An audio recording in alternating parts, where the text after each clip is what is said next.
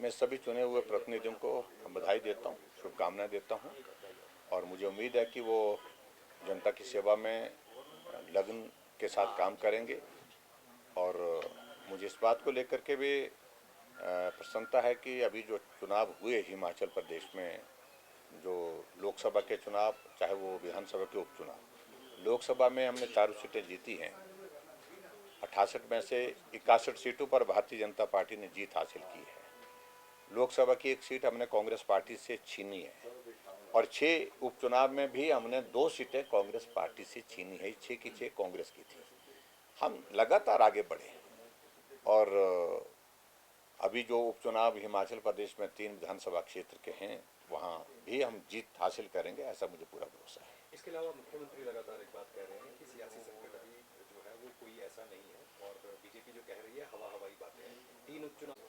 देखिए, मुख्यमंत्री जी कुछ भी कहें, लेकिन अभी जो है वो सियासी तौर पर अगर हम देखें, पॉलिटिकल एनालिसिस अगर हम करें कि चीज़ें अभी जो है अभी भी शांत नहीं हुई है।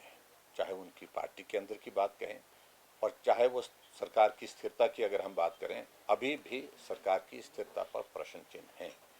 और 6 उपचुनाव के बाद अभी ये 3 उपचुनाव जो होने वाले हैं, इससे भी बहुत बड़ा फर्क पड़ेगा आने वाले समय में, मैं इस बात को कहूँगा। लेकिन इसके अलावा मुख्यमंत्री ये भी साफ तौर पर कह रहे हैं कि बड़े पैमाने पर करीब लोग जो है वो भाजपा के नेताओं ने यहाँ पर की और सरकार को गिराने का एक देखिए, षड्यंत्र। बोलने से नहीं हो पाता है, ये सारी बातें बोलने के लिए बोली जाती हैं, लेकिन उसके बाद सबूत है तो साबित करें। और बहुत सारे विधायकों ने क्रिमिनल डेफेमेशन का केस जो है मुख्यमंत्री के ऊपर कर दिया है और जो आने वाले समय में उनको भुगतना पड़ेगा, क्योंकि उन्होंने जो कहा है, सार्वजनिक रूप से कहा है, उनकी छवि को नुकसान पहुंचाया है। उन सारी चीज़ों का जवाब उनको देना होगा।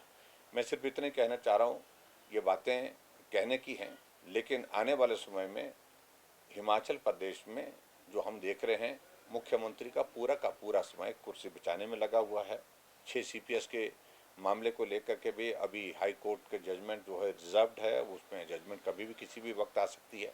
ये सारी चीज़ें आने वाले समय में आप मान करके चलिए, संकट सरकार पर अभी भी बना हुआ है। कोर ग्रुप की आज बैठक क्या कहता है, क्या एजेंडा है और आप चुनावों के बाद ये होना खत्म? कोर ग्रुप में हम सारी चीज़ों का एनालिसिस करते हैं। पीछे चुनाव हुए हैं, उस पर हम चर्चा करेंगे और उसके बाद आगामी जो 3 उपचुनाव है उस पर भी हम बात करेंगे और बात करके उसकी रणनीति बनाएंगे और जीतेंगे।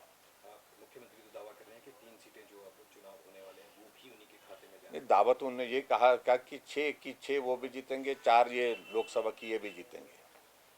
चारों की चारों सीटों पर हारे हैं लोकसभा के लिए। 6 में से 2 सीटें और हारे हैं।